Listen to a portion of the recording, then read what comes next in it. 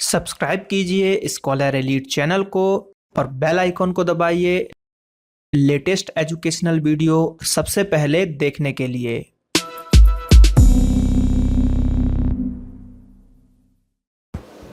Hello दोस्तों, आज मैं आपको इस वीडियो में केमिस्ट्री एमसीक्यूज़ बताने जा रहा हूँ। जैसा कि हमने फिजिक्स के 100 क्वेश्चन देखे थे जो कि बहुत ही इम्पोर्टेंट है आपके एग्ज़ामों के लिए, वैसे ही आज के इस लेक्चर में हम देखेंगे केमिस्ट्री के 100 महत्वपूर्ण प्रश्न जो बहुत ही इम्पोर्टेंट प्रश्न हैं, उनके बारे में हम यहाँ पर चर्चा करेंगे। और इसमें मोस्ट आईएमपी क्वेश्चन जो है आपके जो एग्ज़ाम में आते हैं उनको कवर किया गया है। लगभग सभी इम्पोर्टेंट जो भी आपके क्वेश्चंस है इसमें कवर हो जाएंगे केमिस्ट्री के। तो चलिए शुरू करते हैं।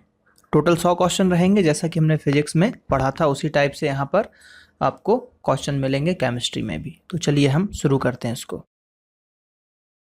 तो यहाँ पर अगर हम बात करें क्वेश्चनों की, तो यहाँ पर हमारे पास पहला क्वेश्चन आ गया है, स्क्रीन पे आप देख सकते हैं, है ना।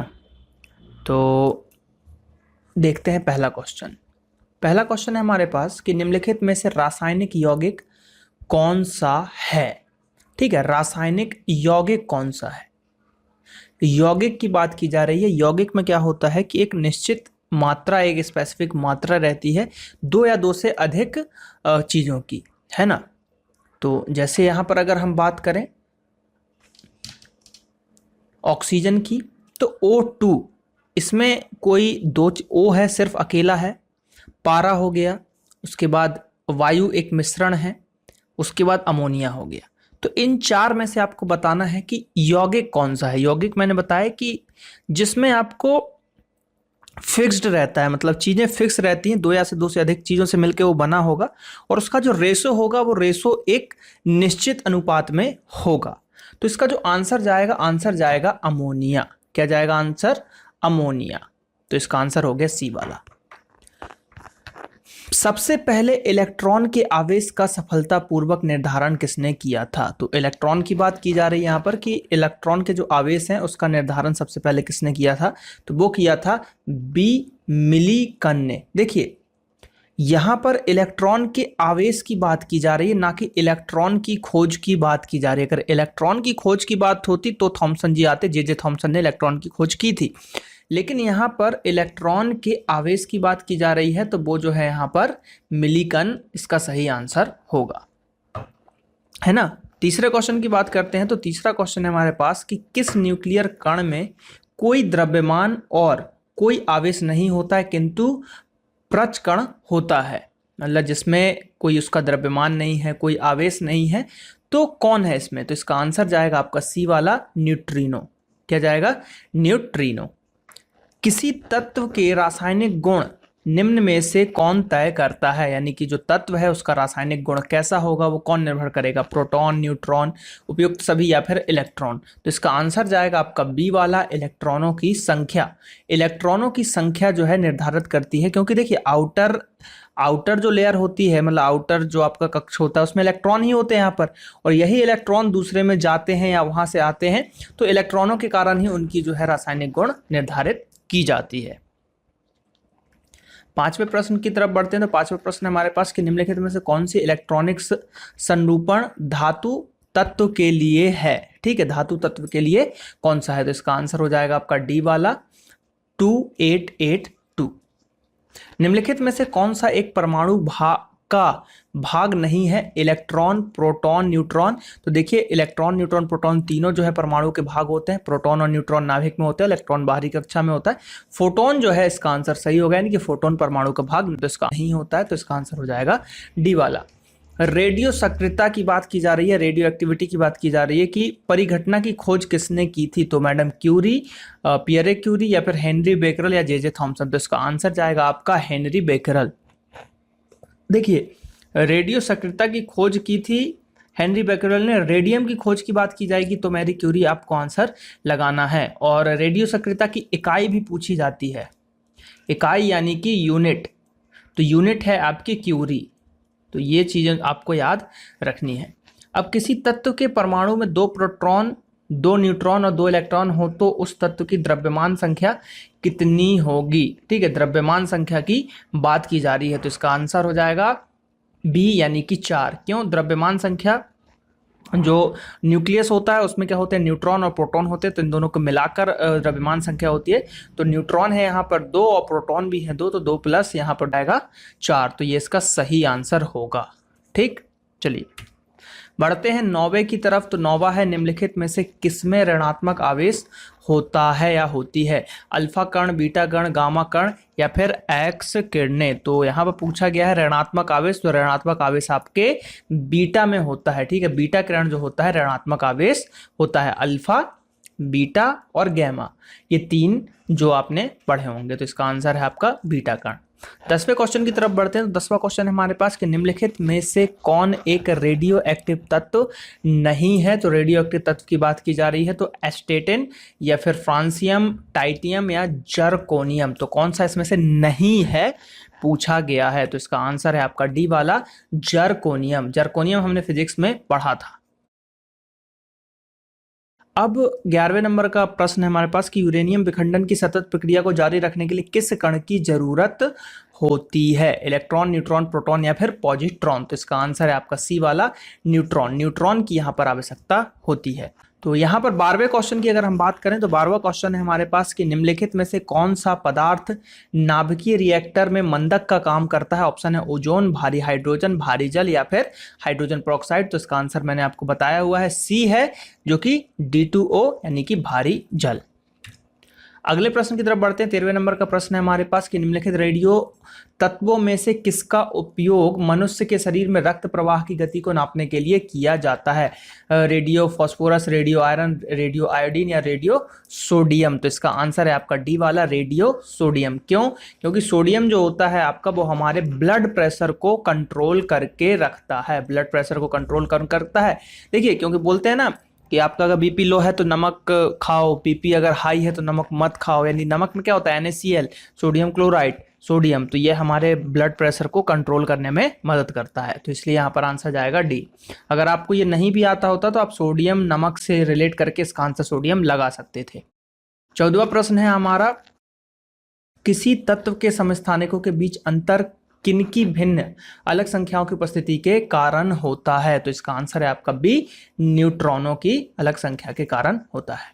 निम्नलिखित में से किसके उत्सर्जन से संभारिक उत्पन्न होते हैं? संभारिक, ठीक है, किसकी उत्सर्जन से संभारिक होते हैं? तो इसका आंसर है आपका बी यानी कि बीटा किरणों के। बीटा किरणों के उत्पन्न होने से, उत्सर्जन होने से जो संभारिक उत्पन्न हो जाते हैं। 16वें नंबर के प्रश्न की बात करें कि निम्नलिखित रासायनिक तत्वों में से किस एक तत्व की अपने सभी यौगिकों में ऑक्सीकरण अवस्था समान होती है? निम्नलिखित रासायनिक तत्वों में से किस एक तत्व की अपने सभी यौगिकों में ऑक्सीकरण की जो अवस्था होती है वो समान होती है? ऑप्शन है हमारे पास कार्बन, हाइड्रोजन, फ्लोरीन या फिर ऑक्सीजन। तो इसके आंसर की बात करें तो आंसर है यहाँ पर फ्लोरीन। क्या है? फ्लोरीन।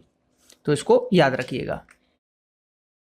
एक सामान्य व्यक्ति के रक्त का पीएच स्तर कितना होता है? तो रक्त का पीएच स्तर, जैसा कि मैंने बताया आपको, 7.3 से 7.5 के बीच में यहाँ पर माना जाता है, तो इसका आंसर होगा 7.35 से 7.45 सही आंसर होगा। तो ऑप्शन सी एकदम सही है। 18वां है आपका, निम्नलिखित में से कौन सा यौगिक लुईस अम्ल है? ठीक है, लुईस एसिड में से कौन सा है? तो इसका आंसर हो जाएगा आपका बी वाला।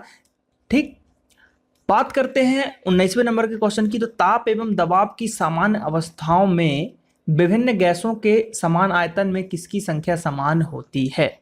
तो ऑप्शन है हमारे पास परमाणु की, मूलक की या फिर अणु की या इलेक्ट्रॉनों की। तो इसका आंसर है यहाँ पर अणुओं की संख्या जो है यहाँ पर समान होती है। निम्नलिखित में से कौन सा ईंधन न्यूनतम पर्यावरणीय प्रदूषक उत्पन्न करता है, यानी कि जो सबसे कम यहाँ पर प्रदूषण देता है? यहाँ पर हमारे पास डीजल, कोयला, केरोसिन या फिर हाइड्रोजन। तो इसका आंसर हो जाएगा सी, हाइड्रोजन। 21 नंबर के क्वेश्चन की बात करते हैं। तो 21 नंबर का क्वेश्चन है कि निम्नलिखित में से किसमें शून्य इलेक्ट्रॉन सजातीय होती है? शून्य इलेक्ट्रॉन सजातीय होती है। ऑप्शन है हमारे पास ऑक्सीजन, नाइट्रोजन, नियोन या फिर फ्लोरीन। तो इसका आंसर है यहाँ पर डी, नियोन। आजकल सड़क की रोशनी में पीले लैंप बहुत आयत से प्रयोग हो रहे हैं, और इन लैंपों के निम्नलिखित में से किसका उपयोग किया जाता है? ऑप्शन है हमारे पास सोडियम, नियोन, हाइड्रोजन या फिर नाइट्रोजन। तो इसका आंसर हो जाएगा ए, सोडियम। ठीक, ये क्वेश्चन जो है आरआरबी यानी कि रेलवे में पूछा गया था एनटीपीसी में, ठीक, याद रखिएगा। निम्न लवणों में सागरीय जल की लवणता में किसका अधिकतम योगदान होता है? कैल्शियम सल्फेट, मैग्नीशियम क्लोराइड या फिर मैग्नीशियम क्लोराइड। देखिए यहाँ पर ये मैग्नीशियम क्लोराइड जो है 2 बार आ चुका है, ऑप्शन बी और ऑप्शन सी में, और यहाँ पर ऑप्शन डी है हमारे पास सोडियम क्लोराइड। तो इसके आंसर की बात करें तो इसका आंसर जाएगा डी, सोडियम क्लोराइड, NaCl, क्योंकि यहाँ पर नमक जो है समुद्र में ज्यादा पाया जाता है। 24वें नंबर, क्लोरोफिल अणु में निम्नलिखित में से क्या मौजूद होता है? क्लोरोफिल में आपको पता है मैंगनीज यहां पर उपस्थित होता है, तो ऑप्शन बी एकदम सही है। 25वें नंबर के क्वेश्चन की बात करते हैं तो 25वें नंबर का जो प्रश्न है हमारे पास, एल्यूमिनियम किसमें घुले हुए शुद्ध Al2O3 के वैद्युत अपघटन द्वारा प्राप्त किया जा सकता है? तो इसको हम प्राप्त कर सकते हैं, जो बी है क्रायोलाइट, बी सही आंसर। ब्लीचिंग पाउडर निम्नलिखित में से किससे गुजरकर तैयार किया जाता है? तो ब्लीचिंग पाउडर को जो तैयार किया जाता है वो किया जाता है आपके बुझे हुए चूने पर क्लोरीन डालकर। इन सब चीजों से यहाँ पर ब्लीचिंग पाउडर निम्नलिखित में से जो गुजरकर तैयार होता है वो है बुझे हुए चूने से क्लोरीन। 27वां है आपका, निम्नलिखित में से किस खनिज द्वारा लोहा प्राप्त किया जाता है? चूने का पत्थर, मैनाजाइट, रेत या हेमेटाइट या पिंच ब्लेड। तो हेमेटाइट से जो है यहाँ पर लोहा प्राप्त किया जाता है, तो इसका आंसर है डी। तैयार बात करते हैं 28वें नंबर के क्वेश्चन की। तो 28वें नंबर का क्वेश्चन है हमारे पास कि स्टेनलेस स्टील तैयार करने के लिए, ठीक है, लोहे के साथ कौन सी महत्वपूर्ण धातु प्रयोग में लाई जाती है? तो ऑप्शन है हमारे पास एल्यूमिनियम, टिन, कार्बन और क्रोमियम। तो यहां पर पूछा गया है कि कौन सी धातु उपयोग में लाई जाती है, तो धातु में आपको क्रोमियम लगाना है, और जो हमारा आयरन होता है उसमें कार्बन की मात्रा निश्चित मात्रा में मिलाने पर स्टील में कार्बन की भी निश्चित मात्रा यहाँ पर कहीं मिलाई जाती है कि इतने पॉइंट कार्बन रहेगा, इतने प्रतिशत कार्बन रहेगा, लेकिन यहाँ पर जो आंसर होगा क्रोमियम होगा, क्योंकि यहाँ पर उसने धातु पूछी है। बात करते हैं अगले प्रश्न की, यानी कि 29 नंबर के प्रश्न की। तो अयस्क जो जंग लगने से रोकने के लिए कौन सी प्रक्रिया लाभकारी नहीं है? ठीक है, यानी कि लोहे पे कौन सी प्रक्रिया है जो जंग लगने से उसको बचा सकती है या जो इसमें लाभकारी नहीं है? तो जस्ता चढ़ाना तो ये तो होता है जंग से बचाने के लिए, पेंट भी किया जाता है यहाँ पर, ग्रीस लगाना और अनिलन। तो इसका आंसर जो जाएगा ए जाएगा अनिलन। ठीक, ये तीनों जो है प्रक्रियाएं इंपॉर्टेंट है, जो कि सबसे ज्यादा इंपॉर्टेंस है आपका सी वाला जस्ता चढ़ाना। जस्ता चढ़ाना क्योंकि इंपॉर्टेंट है, ये पूछा जाता है। देखिए इसकी विधि ऐसी होती है, अगर बात करें जैसे मेटल सीट होता है आपका, सीट पे अधिकतर होता है गैल्वेनाइजेशन की जो प्रोसेस होती है जस्ता चढ़ाना। इसमें क्या होता है कि ये सीट है मान लीजिए लोहे की, इसको बहुत हाई टेम्परेचर पे एकदम इसको गर्म कर दिया जाता है, और फिर उसके बाद जस्ते का उसके ऊपर पाउडर डाला जाता है। तो जस्ते का जैसे ही पाउडर इसके ऊपर आप डालोगे तो पाउडर मेल्ट होकर चारों तरफ फैल जाता है, और यही प्रोसेस जो होती है जस्ता चढ़ाना इसको बोला जाता है। पेंट करना तो आपको पता ही है। तीसरा, जंग से बचाने के लिए लोहे से बने पानी के पाइपों पर जस्ते की परत चढ़ाने को क्या कहते हैं? तो वही मैंने बताया, जस्ते की परत चढ़ाना ऑप्शन है हमारे पास, फिर है उसके बाद मिश्र धातु बनाना, वल्कनीकरण है और यस्दीकरण है। तो इसके आंसर की बात करें तो इसका आंसर जाएगा डी, यस्दीकरण है इसका आंसर। पहला आंसर मत लगाइएगा। देखिए जस्ते की परत चढ़ाना वो ठीक है, लेकिन उस प्रोसेस का उसने नाम पूछा है तो उसको नाम जो है हिंदी में यस्दीकरण बोला जाता है। 31 नंबर का क्वेश्चन है कि यहाँ पर जो 31 नंबर का हमारा प्रश्न है वो प्रश्न यह है कि कृंतकनाशी, ठीक है, फिर या फिर रोडेंट नाशी के रूप में निम्नलिखित में से किसका प्रयोग किया जाता है? जिंक कार्बेट, जिंक सल्फाइड या जिंक क्लोराइड या जिंक फॉस्फाइड। तो इसके आंसर की बात करें तो आंसर हो जाएगा डी वाला, जिंक फॉस्फाइड। तो ये चीजें जो है यहाँ पर पूछ ली जाती हैं, कभी कभी याद रखना है आपको। अगला प्रश्न देखते हैं 32वें नंबर का, निम्नलिखित में से कौन सी धातु स्वतंत्र अवस्था में पाई जाती है? एल्यूमिनियम, लोहा, सीसा या सोना। तो इसका आंसर जो होगा बी वाला होगा, सोना। 33 नंबर का प्रश्न की अगर हम बात करें तो प्रश्न है हमारे पास कि निम्नलिखित मिश्र धातुओं में से किसे अमलगम कहते हैं? ठीक है, अमलगम कहते हैं। तो ऑप्शन है हमारे पास जस्ता तांबा, तांबा टिन, पारा जस्ता या सीसा जस्ता। तो इसका आंसर है आपका पारा और जस्ता, इसको हम अमलगम कहते हैं। निम्नलिखित में से क्या बड़े शहरों में वायु को प्रदूषित करती है? तांबा, सीसा, क्रोमियम या फिर कैल्शियम। तो इसका आंसर है आपका सी, सीसा। जैसे हम बोलते हैं ना सीसा रहित पेट्रोल और सीसा के साथ पेट्रोल, इस टाइप से जो है यहाँ पर पेट्रोल में भी सीसा पाया जाता है जो कि प्रदूषण का काम करता है। संचायक बैटरी, जो संचायक बैटरियां होती है, निम्नलिखित में से कौन सी धातु का प्रयोग होता है? तो तांबा, एल्यूमिनियम, जस्ता या सीसा। तो इसका आंसर है आपका बी, सीसा। नाम ही होता है सीसा संचायक बैटरीज। 36 नंबर का प्रश्न है कि निम्नलिखित में से कौन सी धातु रोशनी के बल्बों के फिलामेंट के रूप में उपयोग होती है? तो ये वैसे तो केमिस्ट्री का क्वेश्चन नहीं होना चाहिए, फिजिक्स का क्वेश्चन होना चाहिए। तो इसका आंसर है टंगस्टन। आंसर तो टंगस्टन जाएगा, लेकिन यहाँ पर जो है ये प्रश्न हो जाएगा फिजिक्स का। तो लेकिन इसका आंसर याद कर लीजिए, आंसर है टंगस्टन। अगर हम 37 नंबर प्रश्न की बात करें तो निम्नलिखित में से कौन सी धातु अर्धचालक की भांति ट्रांजिस्टर में प्रयोग की जाती है? तो वो की जाती है जर्मेनियम, यहाँ पर उपयोग में की जाती है। 38 नंबर का प्रश्न है कि मोनाजाइट बालू में निम्नलिखित में से कौन सा खनिज पाया जाता है? पोटेशियम, यूरेनियम, सोडियम या फिर थोरियम। तो इसका आंसर होगा सी, थोरियम। तो इसका आंसर हमने देखा, इसका आंसर है सी, थोरियम। उर्वरकों के निर्माण में कौन सा तत्व प्रयोग में लाया जाता है? तो ऑप्शन है हमारे पास फ्लोरीन, पोटेशियम, एल्यूमिनियम या फिर सीसा। तो इसका आंसर हो जाएगा बी वाला, पोटेशियम को हम यहाँ पर यूज करते हैं उर्वरकों के निर्माण में। 40वें नंबर का क्वेश्चन है कि निम्नलिखित में से किस धातु को प्राप्त करने हेतु बॉक्साइड अयस्क है? तो बॉक्साइड जो है यहाँ पर तांबे का और एल्यूमिनियम का और है। तो इसका आंसर हो जाएगा डी, एल्यूमिनियम। अगले प्रश्न की बात करते हैं, जो कि है 41 नंबर का प्रश्न। तो विद्युत तापी साधन के लिए तापी घटक बनाने के लिए जिस मिश्र धातु का प्रयोग किया जाता है वह कौन सी है ना? तो ऑप्शन है हमारे पास जर्मन सिल्वर, मिश्र इस्पात, नाइक्रोम या फिर सोल्डर। तो इसका आंसर है डी, नाइक्रोम का यहाँ पर यूज किया जाता है। जर्मन सिल्वर में निम्नलिखित में से कौन सा नहीं होता है? Copper, nickel, zinc. तो जर्मन सिल्वर जैसा कि नाम में है सिल्वर, लेकिन इसमें बिल्कुल नहीं होता है सिल्वर। तो इसका आंसर हो जाएगा सी वाला। ठीक, बाकी कॉपर, निकेल, जिंक तीनों पाया जाता है सिल्वर को छोड़कर, लेकिन नाम में सिल्वर रहता है, ये याद रखना है आपको। 43 नंबर का प्रश्न है हमारे पास कि किसी बिजली की इस्त्री को गर्म करने के लिए किस धातु का प्रयोग किया जाता है? यहाँ पर है तांबा, टंगस्टन, जस्ता या फिर नाइक्रोम। तो इसका आंसर है यहाँ पर नाइक्रोम। क्या होता है कि प्लेट जो होती है अंदर, उसमें नाइक्रोम के तार जो है लिपटे रहते हैं और उस प्रकार से वो गर्म होता है यहाँ पर। 44वें नंबर का प्रश्न है हमारे पास कि निम्नलिखित में से किस रेडियोधर्मी तत्व के भारतवर्ष में बड़े भंडार पाए जाते हैं? रेडियम, प्लूटोनियम या फिर यूरेनियम या थोरियम। तो थोरियम जो है हमारे भारत में सबसे ज्यादा पाया जाता है केरल। 41 नंबर इसका आंसर होगा, अगर आपसे जगह पूछी जाती है तो इसको याद रखिएगा, बी, थोरियम। अगला प्रश्न है हमारे पास 45 नंबर का कि मुख्य शोधन माउथ वॉश तथा टूथपेस्ट में निम्नलिखित में से कौन सा यौगिक आमतौर पर प्रयोग किया जाता है? सुहागा, हाइड्रोजन पेरोक्साइड, सोडियम क्लोराइड या फिर सोरा। तो जो टूथपेस्ट होता है उसमें मेनली जो है यहाँ पर सुहागा का उपयोग होता है, बोरैक्स जिसको हम बोलते हैं। यूरेनियम के रेडियो एक्टिव विद्युतन जो होता है यूरेनियम का, उसके फलस्वरूप अंततः क्या बनता है ना? यूरेनियम का रेडियो एक्टिव विद्युतन करोगे तो क्या बनेगा? तो वो बनेगा आपका सीसा, लेड। फोटोक्रोमेटिक कांच में किसकी उपस्थिति के कारण काला रंग है ना, गहरा रंग होने के गुणधर्म होते हैं? यानी कि जो कांच हम लगाते हैं ग्लासेस फोटोक्रोमेटिक, धूप में जाओ तो ब्लैक कलर का हो जाता है। तो वो मतलब वही पूछा जा रहा है यहाँ पर कि वो किस से होता है? रजत ब्रोमाइड से, रजत नाइट्रेट से, रजत ऑक्साइड से या रजत क्लोराइड से। तो इसका आंसर जो जाएगा, आंसर ए, ब्रोमाइड। ब्रोमाइड के कारण जो है वो धूप में जाने पर यहाँ पर ब्लैक कलर का हो जाता है।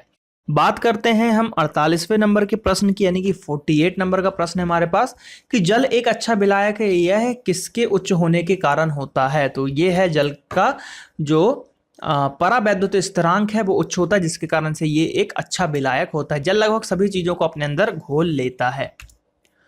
49 की बात करें तो निम्नलिखित में से कौन सा विद्युत का चालक है? रबड़ या फिर लवण जल या बेंजीन या शुद्ध जल। तो इसका आंसर हो जाएगा यहाँ पर सी, लवण जल। लवण जल यानी कि जो जल है H2O है, उसमें कुछ अशुद्धियां मिली हुई, जैसे मान लीजिए NaCl ही आप मिला दो, नमक ही मिला दो तो सॉल्ट वाटर हो जाएगा।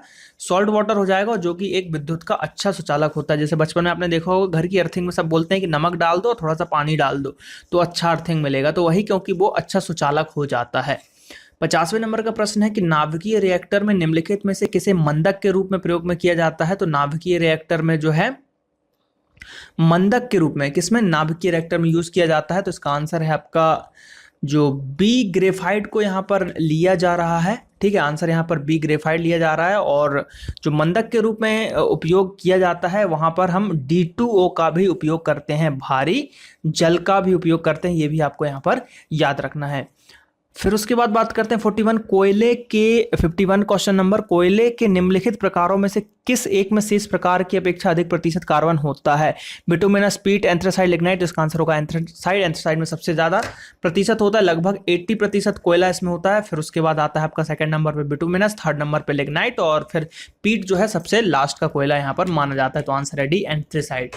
और अगर हम इंडिया की बात करें, भारत में ये ऊपरी भाग में मिलता है, ऊपरी भाग यानी कि जम्मू कश्मीर, हिमाचल प्रदेश, यहाँ पर जो है इसके स्रोत पाए जाते हैं। और सबसे ज्यादा ये कोयला चीन में भी पाया जाता है, क्योंकि चीन यहाँ पर जो है हिमालय है, और इस कारण से वहां पर ये कोयला, ऐसे हिमालय को अगर हम खोद सकते हैं, हिमालय को अगर खोदते हैं तो बहुत कोयले के भंडार, पेट्रोलियम के भंडार हमको मिलेंगे, लेकिन उसको खोदना संभव नहीं है। बात करते हैं 52 नंबर के प्रश्न की। तो 52 नंबर का प्रश्न है जिसमें यहाँ पे बोला गया कि निम्नलिखित गैसों में से कौन सी प्रकाश संश्लेषण क्रिया के लिए आवश्यक है? तो कार्बन मोनोऑक्साइड, या फिर नाइट्रोजन, ऑक्सीजन, या कार्बन डाइऑक्साइड। तो इसका आंसर है आपका बी, CO2। CO2 आवश्यक है प्रकाश संश्लेषण की क्रिया के लिए, क्योंकि CO2 जो है पौधों के द्वारा ऑब्जर्व की जाती है, मतलब अंदर संशोधित कर ली जाती है, घींच ली जाती है, और जाइलम फ्लोएम के द्वारा मदद से जो भोजन वगैरह यहाँ पर खनिज लवण उनको मिलते हैं, और सूर्य के प्रकाश की उपस्थिति में वो अपना भोजन बना लेते हैं। 53 नंबर के प्रश्न की बात करते हैं, तो किसकी उपस्थिति के कारण चूने का पानी वायु में रखने पर दूधिया हो जाता है? Carbon dioxide, oxygen, sulphur dioxide, या फिर नाइट्रोजन। तो इसका आंसर है ए, कार्बन डाइऑक्साइड। CO2 की उपस्थिति के कारण जो है चूने का पानी अगर आप वायु में रखते हो तो वो दूधिया कलर का हो जाता है। 54 नंबर का प्रश्न है कि विभिन्न प्रकार के कांच निर्माण में प्रयुक्त होने वाला मुख्य घटक कौन सा है ना? विभिन्न प्रकार के कांच निर्माण में प्रयुक्त होने वाला मुख्य घटक कौन सा है? सिलिका है, कैल्शियम सिलिकेट है, सोडियम सिलिकेट है, या सोडियम बोरेट है। तो कांच निर्माण में जो प्रयुक्त होते हैं वो सिलिका का यहाँ पर मेनली उपयोग होता है। 55 नंबर के प्रश्न की बात करें तो प्रकाश रासायनिक धूम कोहरे बनने के समय निम्न में से कौन सा एक गैस उत्पन्न होता है? जब धूम कोहरा बनता है तो इसमें जो है गैस उत्पन्न होती है, वो होती है नाइट्रोजन ऑक्साइड। कौन सी? Nitrogen oxide. घरेलू प्रशीतक में सामान्यतः कौन सा प्रशीतक उपयोग किया जाता है? यानी कि बोला जा रहा है कि घरेलू मेनली जो ठंडे करने वाली चीज है, जैसे कि फ्रिज यानी कि रेफ्रिजरेटर, उसमें कौन सा यूज होता है? नियॉन, नाइट्रोजन, अमोनिया, या फ्रियोन। तो मेनली फ्रियोन को यहाँ पर यूज किया जाता है। तो आंसर है, देखिए आंसर की बात करें तो वैसे फ्रियोन होना चाहिए, यहाँ पर जो आंसर अमोनिया लिया जा रहा है, तो अमोनिया जो गैस है, अमोनिया गैस का ही उपयोग किया जाता है, लेकिन मेनली घरेलू में जो है आपको फ्रियोन ही मिलेगा। अमोनिया का ही मेनली अमोनिया आंसर जाता है, लेकिन ऐसे में आपको फ्रियोन लगाना है, क्योंकि यानी कि फ्रिज, ये जो घर में जो हम ठंडा करने के लिए चीज़ें यूज़ करते हैं, तो सामान्यतः कौन सा प्रशीतक जो है उपयोग में लाया जाता है? तो देखिए इसमें ऑप्शन, देखिए ये दोनों तो है नहीं, या तो अमोनिया होगा या फ्रियोन होगा, दोनों ही इसके आंसर सही होंगे। ठीक है, अब किस दृष्टि पे इसके आंसर लिए जाते हैं वो डिपेंड करता है। जैसे मेनली जो हम फ्रियोन उपयोग, फ्रियोन गैस, तो इसका आंसर फ्रियोन होना चाहिए, लेकिन आंसर है यहाँ पर भी अमोनिया। तो वही मैंने बताया कि इसका आंसर या तो दोनों ही हो सकता है। तो इस टाइप के प्रश्न जो है आपको सोच समझ के आंसर लगाने हैं कि क्या लगाएं, लेकिन ये इस प्रश्न में आपको B+D दोनों ऑप्शन होना चाहिए था, क्योंकि इसके दोनों आंसर सही होंगे। 57 नंबर का प्रश्न की बात करें, निम्नलिखित में से कौन सा एक अणुचुंबकीय है? निम्नलिखित में से कौन सा एक अणुचुंबकीय है? लोहा, ऑक्सीजन, हाइड्रोजन, या फिर नाइट्रोजन। तो इसका आंसर है ऑक्सीजन। 58 नंबर के प्रश्न की बात करें, निम्नलिखित में से कौन सी गैस पायरोगैलोल के क्षारीय विलयन से गुजरने के बाद बादामी घोल बनाती है? ऑक्सीजन, हाइड्रोजन, नाइट्रोजन, या कार्बन डाइऑक्साइड। तो इसका आंसर है यहाँ पर ए, ऑक्सीजन। ऑक्सीजन के बाद जो है ये बादामी कलर का घोल तैयार करती है। 59 वायुमंडल में कौन सी गैस परावैंगनिक किरणों का अवशोषण कर लेती है? तो ओजोन, ओजोन परत जो है इसका आंसर सही होगा। ओजोन का फॉर्मूला होता है O3, और इसकी गंध होती है मछली जैसी, मछली की जो सड़ी हुई मछली की गंध होती है वैसे इसकी गंध स्मेल आती है। 60 नंबर के प्रश्न की बात करें तो निम्नलिखित में से किसकी उपस्थिति के कारण पीतल का रंग हवा में फीका पड़ जाता है? ऑक्सीजन, कार्बन डाइऑक्साइड, नाइट्रोजन, या हाइड्रोजन सल्फाइड। तो इसका आंसर है B, hydrogen sulphide. Hydrogen sulphide से क्रिया करके जो है पीतल का रंग हवा में फीका पड़ने लगता है। 61 प्रश्न की बात करें तो ज्वालामुखी पर्वतों से निम्नलिखित में से कौन सी गैस निकलती है? हाइड्रोजन, क्लोरीन, नाइट्रोजन या सल्फर डाइऑक्साइड? तो इसमें से जो निकलती है वो निकलती है सल्फर डाइऑक्साइड, जो कि एक जहरीली गैस है। रासायनिक उद्योगों में कौन सा तेजाब एसिड का मूल रसायन माना जाता है? यानी कि तेजाब की यहाँ पे बात की जा रही है, तो उसका आंसर है सी, H2SO4। समुद्री शैवाल में निम्नलिखित में से कौन सा तत्व मिलता है? समुद्री शैवाल जो होते हैं तो उसमें कौन सा मिलता है आपको? Organ, vanadium, sulphur, iodine. तो इसका आंसर जाएगा आपका बी, आयोडीन। आयोडीन प्राप्त होता है। 67 गोताखोर के प्रयोग में आने वाली गैस सिलेंडरों में ऑक्सीजन को लघुकृत करने के लिए निम्न में से किसका प्रयोग किया जाता है? तो यहाँ पर जो है हीलियम गैस का उपयोग किया जाता है। तो आंसर है यहाँ पर डी, हीलियम। 65 निम्नलिखित में से किस एक को स्ट्रेंजर गैस भी माना जाता है? स्ट्रेंजर गैस बहुत important, very IMP question. Stranger gas organ, xenon, nitrous oxide या फिर नियॉन? तो इसका आंसर है सी, जीनॉन। जीनॉन को हम स्ट्रेंजर गैस के नाम से जानते हैं। 66 नंबर का प्रश्न है कि वनस्पति तेल से डालडा या वनस्पति घी बनाने में निम्नलिखित में से कौन सी प्रक्रिया इस्तेमाल में लाई जाती है? जल अपघटन, हाइड्रोजनीकरण, ओजोन अपघटन या ऑक्सीकरण? तो इसका आंसर जाएगा आपका सी, हाइड्रोजनीकरण जो है प्रक्रिया यूज की जाती है। 67 नंबर का प्रश्न है, निम्नलिखित में से कौन सी गैस न्यूनतम तापमान पर द्रव में बदल जाती है? हाइड्रोजन, हीलियम, नाइट्रोजन या ऑक्सीजन? तो इसका आंसर है यहाँ पर ए, हाइड्रोजन। सूर्य की सतह पर हाइड्रोजन के अलावा दूसरा कौन सा तत्व बहुतायत में पाया जाता है? हीलियम, ऑर्गन, ऑक्सीजन या नियॉन? तो इसका आंसर है यहाँ पर ए वाला, हीलियम। हीलियम यहाँ पर हाइड्रोजन के साथ साथ हीलियम भी पाया जाता है सूर्य की सतह पर। तो यहाँ पर अगर हम बात करें 69 नंबर के प्रश्न की, तो 69 नंबर का प्रश्न है हमारे पास कि कौन सा सुपर कूल्ड लिक्विड कहलाता है? तो यहाँ पर ऑप्शन जो जाएगा इसका कांच जाएगा, क्योंकि कांच सुपर कूल्ड इसलिए होता है क्योंकि जब ये अपने लिक्विड स्टेट में होता है तो बहुत जल्दी ठंडा होता है, लेकिन सॉलिड नहीं हो पाता, ये बीच में रहता है, तो इसकी कुछ प्रक्रियाएं हैं, इस कारण से कांच को कहा जाता है। तो आंसर जाएगा इसका डी, कांच। 70 नंबर के प्रश्न की बात करें कि निम्नलिखित में से कौन सा सार्वजनिक तापन यानी कि ग्लोबल वार्मिंग के लिए उत्तरदायी है? तो यहाँ पर ऑप्शन जाएगा डी, उपयुक्त सभी। मीथेन, देखिए दो ऑप्शन मीथेन है, तो इसमें आप इसको अलग कर सकते हैं एक को, तो मीथेन और कार्बन डाइऑक्साइड जो है यहाँ पर उपयुक्त सभी, इसका आंसर हो जाएगा। प्रदूषण युक्त वायुमंडल को निम्नलिखित में से किसके द्वारा स्वच्छ किया जा सकता है? ऑक्सीजन, नाइट्रोजन, हवा या वर्षा? तो इसको हम कर सकते हैं ऑक्सीजन के द्वारा स्वच्छ। 72 नंबर के प्रश्न की बात करें कि यदि पृथ्वी पर पाई जाने वाली वनस्पतियां समाप्त हो जाएं तो किस गैस की कमी हो जाएगी? तो यहाँ पर जो है हमारे पास ऑक्सीजन की कमी हो जाएगी, क्योंकि पेड़ जो है हमको ऑक्सीजन देते हैं और जो भी हरे पौधे हैं वो हमको ऑक्सीजन देते हैं। 73 पेट्रोल की स्फोटक रोधी गुणवत्ता बढ़ाने के लिए निम्न में से किसे इस्तेमाल किया जाता है? ठीक है, पेट्रोल की स्फोटक रोधी जो यहाँ पर गुणता होती है, तो क्या मिलाया जाता है? तो उसमें जो मिलाया जाता है आपका बी, टेट्रा एथिल सीसा। कौन सा? टेट्रा एथिल सीसा मिलाया जाता है। व्यापारिक वैसलीन किससे निकाला जाता है? तो वैसलीन जो है पेट्रोलियम एक उत्पाद है, पेट्रोलियम जेली भी उसको बोला जाता है, तो इसका आंसर हो जाएगा डी, पेट्रोलियम। निम्नलिखित में से कौन सा एलपीजी का मुख्य घटक है? मीथेन, प्रोपेन, ब्यूटेन या फिर एथेन? तो इसका आंसर है आपका डी, ब्यूटेन। और एलपीजी जो होता है लिक्विड पेट्रोलियम गैस, उसमें कौन सी गैस मिलाई जाती है जिसके कारण से वो गंध मारती है? तो मर्केप्टॉन गैस जो है मिलाई जाती है, ये भी आपको यहाँ पर याद रखना है। 76 नंबर का प्रश्न है कि प्रथम विश्व युद्ध में निम्नलिखित में से किस एक का रासायनिक आयुध के रूप में उपयोग किया गया था? मस्टर्ड गैस या फिर कार्बन मोनोऑक्साइड, भाप अंगार गैस, हाइड्रोजन साइनाइड? तो इसका आंसर है यहाँ पर सी, मस्टर्ड गैस का यूज किया गया था। 77 नंबर के प्रश्न की बात करते हैं, तो 77 नंबर का प्रश्न है यहाँ पर कि कच्चे फलों को कृत्रिम ढंग से पकाने के लिए कौन सी गैस का प्रयोग किया जाता है? कच्चे फलों को कृत्रिम ढंग से पकाने के लिए, तो एसिटिलीन, एथिलीन या फिर ईथेन या कार्बन डाइऑक्साइड? तो इसका आंसर है यहाँ पर बी, एथिलीन। कौन सी गैस? एथिलीन गैस का उपयोग किया जाता है। निम्नलिखित में से कौन सा सामान्य जो है प्रशीतक घरेलू प्रशीतकों के रूप में प्रयुक्त किया जाता है? तो देखिए अब यहाँ पर जो है ऑप्शन हमारे पास नियॉन, ऑक्सीजन, फ्रियोन या उपयुक्त में से कोई नहीं, तो इसका आंसर यहाँ पर अब जाएगा आपका सी, फ्रियोन। फ्रियोन गैस का यूज किया जाता है, ठीक, ऑक्सीजन का यूज नहीं किया जाता है।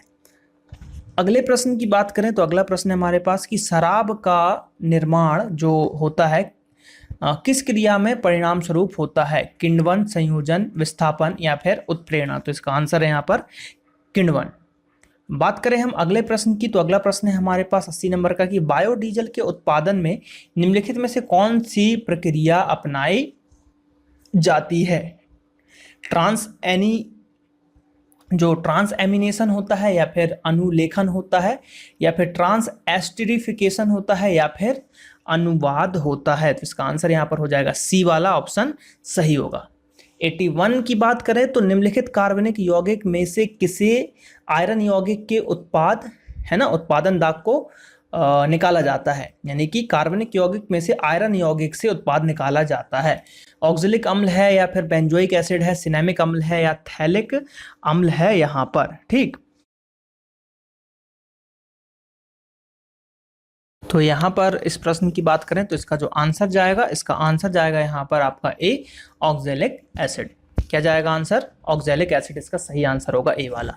लौह उत्प्रेरक जो होते हैं, लौह उत्प्रेरक की उपस्थिति में बेंजीन क्लोराइड गैस के साथ प्रक्रिया करने पर क्या बनता है? लौह उत्प्रेरक की उपस्थिति में जब बेंजीन क्लोराइड से क्रिया हो गई तो वहां पर जो बनेगा वो बनेगा आपका क्लोरोबेंजीन। क्या बनेगा? क्लोरोबेंजीन। यहाँ पर आप साइड में आंसर देख सकते हैं, यहाँ पर आंसर आपके डिस्प्ले होते रहेंगे।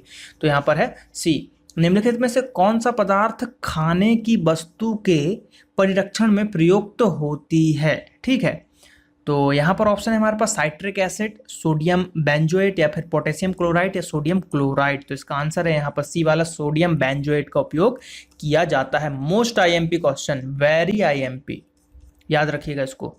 बुलेट प्रूफ सामग्री बनाने के लिए कौन सा बहुलक प्रयोग किया जाता है? पॉलीविनाइल क्लोराइड, या फिर पॉलीकार्बोनेट, पॉलीएमाइड, या पॉलीएथिलीन? तो इसका आंसर है यहाँ पर सी वाला, पॉलीएथिलीन को उपयोग में लाया जाता है। देखिए बुलेट प्रूफ जैकेट काम कैसा करता है, जैसे कि ये बुलेट प्रूफ जैकेट है तो उसमें सोखने की क्षमता बहुत होती है। जितनी स्पीड से बुलेट आती है ना तो वो उसको पूरे में एब्जॉर्ब कर लेता है, तो इसी को कहते हैं बुलेट प्रूफ जैकेट। इस टाइप से बनाई जाती है।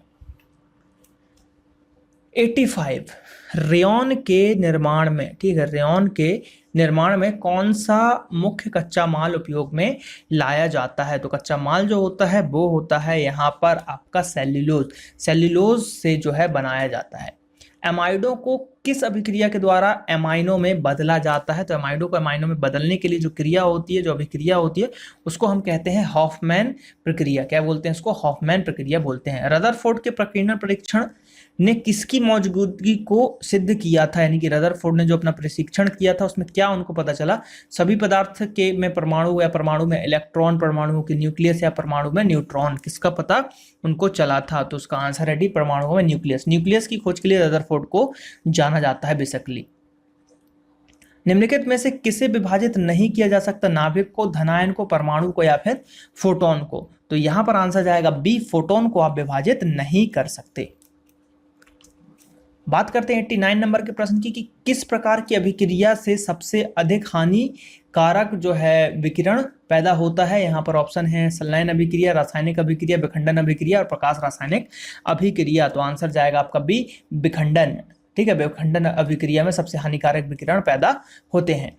निम्नलिखित में से कौन सा नियम गैसों से संबंधित है? बॉयल का नियम, गैसुलाक का नियम, या फिर फैराडे का या चार्ल्स का नियम? तो इसका आंसर जाएगा डी, फैराडे का नियम, जो कि गैसों से संबंधित नहीं है, यहां पर पूछा गया था।